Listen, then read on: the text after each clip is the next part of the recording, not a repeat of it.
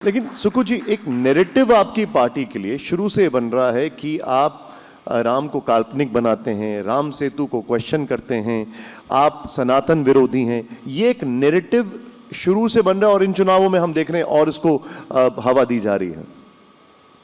ये भारतीय जनता पार्टी वाले और आप जैसे साथी बना देते हैं, छोटी सी स्टेटमेंट को उठाकर पूरा दिन चलाए रखते हैं। मेरा मानना ये है कि राम ने राजपाट के आदर्श स्थापित किए थे। नहीं, लेकिन आप भारतीय जनता पार्टी उन आदर्शों के तो बिल्कुल विपरीत चलती है। जो 24 घंटे पहले तक कांग्रेस में रहे और कांग्रेस छोड़कर बीजेपी जाते हैं, वो खुद ये बात बोलते हैं कि हमें सनातन विरोधी बनाया जा रहा है, मंदिर का विरोध करने के लिए बोला जाता है। वो खुद बीजेपी में जाके ये बात बोल रहे हैं जो कांग्रेस के नेता है। देखिए, कांग्रेस पार्टी कभी इन चीज़ों पर विश्वास नहीं लगती। खुद तो वो कभी राजनीतिक रूप से अपना स्थान भारतीय जनता पार्टी में प्राप्त करने के लिए इस प्रकार की बात करते हैं। मैं मुख्यमंत्री होने के नाते मैंने पूरे दिन राम की छुट्टी की, जबकि भारतीय जनता पार्टी की केंद्र की सरकार में आधा दिन की छुट्टी थी। ये तो मैंने बोला आपको। हाँ, तो मैं यही कह रहा हूँ। तो अब जो नेता बोलते हैं, जब किसी ने कोई पार्टी छोड़नी होती तो उसकी बुराई करेगा ना, दूसरी पार्टी वाली को अच्छा वो लगेगा कि वो कांग्रेस की बुराई करके भारतीय जनता पार्टी में जा रहा है, भारतीय जनता पार्टी से आने वाला भारतीय जनता पार्टी की बुराई करेगा। ये चुनावों के वक्त ऐसा चलता है, ये कोई पहली बार नहीं है। आपके अनुसार अभी बड़े बड़े मुद्दे क्या हैं? हमारे अनुसार सबसे बड़ा मुद्दा बेरोजगारी है।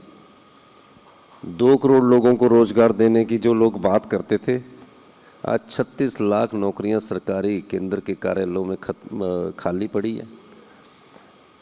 देश को जो जाति और धर्म और क्षेत्र के नाम से बांटने के बात हम लोग जो करते हैं चुनावों के वक्त, उससे देश की संस्कृति मजबूत नहीं होती। ये वो देश है जिससे कई धर्म निकले, ये वो देश की संस्कृति है जिसने कई धर्मों को जन्म दिया, चाहे वो बुद्धिज़्म है, चाहे सिखिज़्म है, चाहे जैनिज़्म है।